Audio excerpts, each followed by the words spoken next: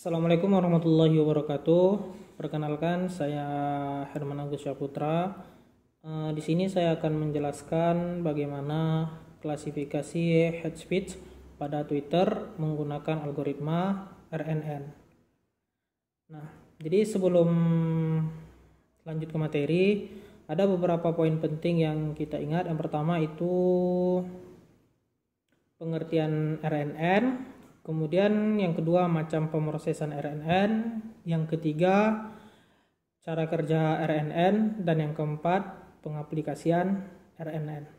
Nah, di sini kita harus tahu dulu apa itu RNN. Nah, RNN ini dia sejenis arsitektur jaringan saraf tiruan yang pemrosesannya itu dipanggil berulang-ulang untuk memproses masukan yang biasanya adalah data sekuensial. Nah, itu tadi RNN.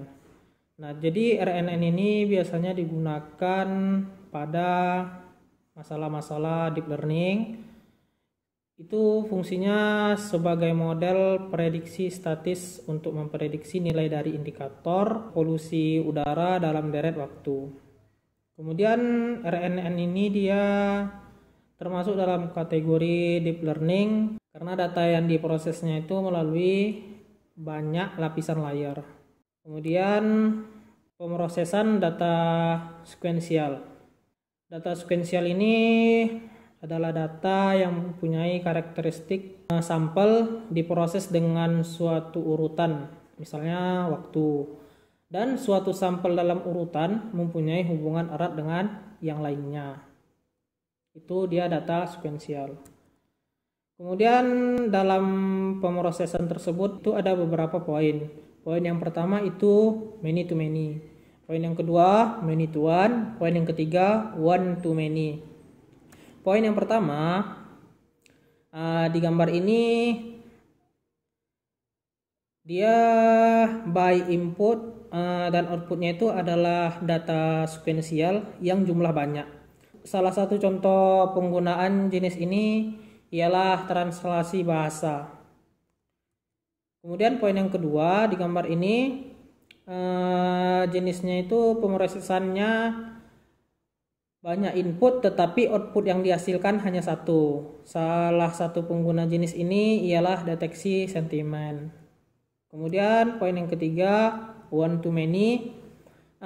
Di jenis ini dia hanya membutuhkan satu input namun banyak menghasilkan output. Biasanya penggunaannya ini pada aplikasi sintesa. Kemudian cara kerja RNN. Nah, di gambar ini adalah ilustrasi bagaimana RNN bekerja.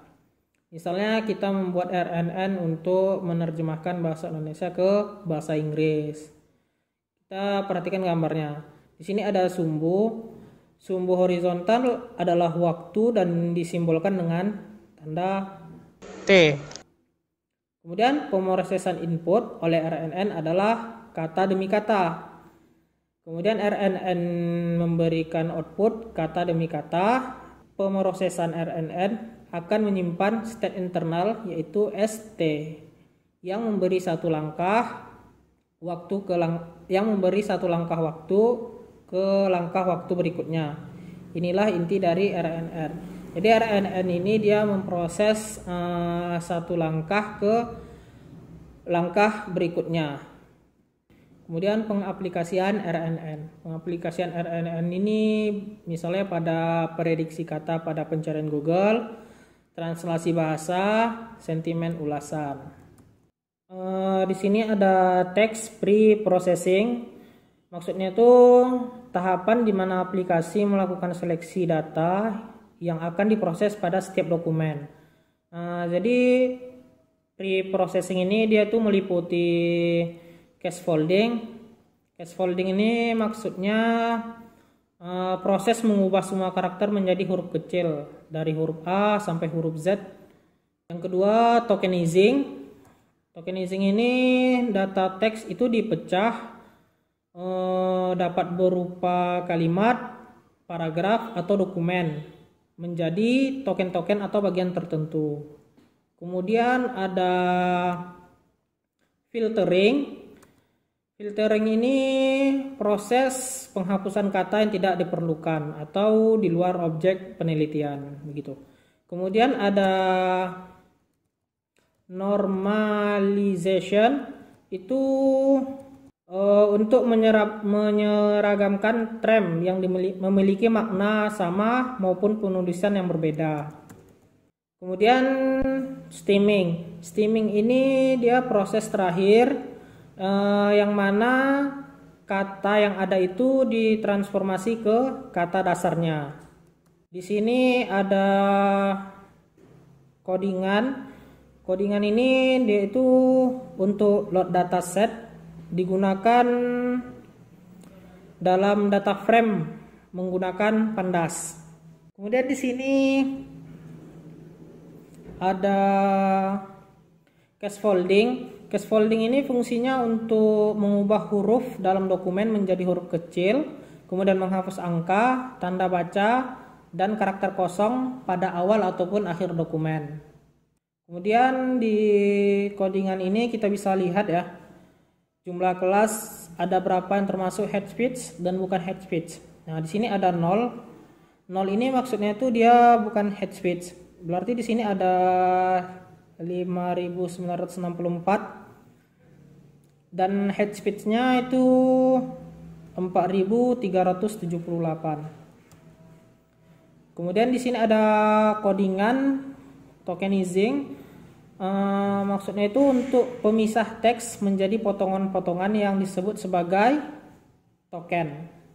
Potongan-potongan ini nanti akan dianalisa.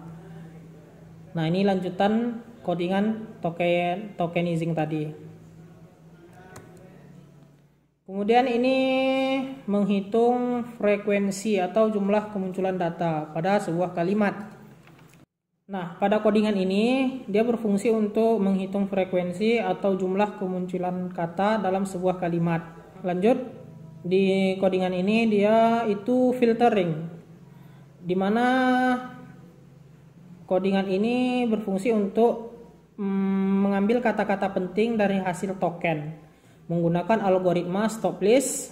Maksudnya itu membuang kata yang stop list ini maksudnya membuang kata yang tidak penting. Kemudian word list. Word list ini maksudnya membuat menyimpan data penting. Jadi data yang tidak penting itu dibuang, data yang penting itu disimpan melalui filtering. Ini lanjutan codingan dari filtering. Kemudian di sini ada codingan normalization, berfungsi untuk menyeragamkan term yang memiliki makna sama maupun penulisan yang berbeda. Ini nih bisa diakibatkan oleh kesalahan penulisan atau penyingkatan kata ataupun bahasa gaul begitu. Kemudian di sini ada codingan stemming, di mana pada proses ini dia menghilangkan infleksi kata ke bentuk dasarnya. Nah, ini lanjutan codingan stemmingnya.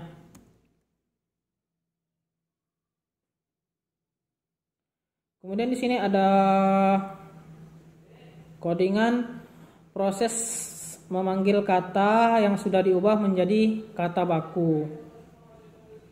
Kemudian di sini ada proses mengupload data yang dipanggil dari kolom tweet sama head speech. Kemudian di sini ada proses menampilkan data diagram head speech dan data diagram non head speech. Lanjut. Kemudian di sini ada codingannya mengubah kata menjadi token. Misalnya kata saya itu 1, nanti kalau ada sebuah kalimat dia menjadi urutan tokennya. Nah, kemudian di sini ada proses pembuatan model RNN. Nah, untuk codingan ini dia menampilkan head speech di urutan berapa saja. Bisa dilihat di sini. Di sini kalau head speech itu bersimbol 1 ya, kalau non head speech itu bersimbol 0. Kemudian compile model dan hasil. Nah, pada bagian epoch, maksudnya epoch ini dia semakin banyak modelnya, dia semakin akurat perhitungannya. Sentiment analysis. Nah, sentimen analisis ini dia proses memahami dan mengelompokkan emosi positif dan negatif yang terdapat dalam tulisan menggunakan teknik analisis teks. Nah, pada proses ini dia menghitung jumlah data aktual dan hasil prediksi kelas head speech dan yang bukan head speech. Mungkin sekian presentasi atau poin-poin yang dapat saya sampaikan. Lebih dan kurang mohon maaf. Assalamualaikum warahmatullahi wabarakatuh.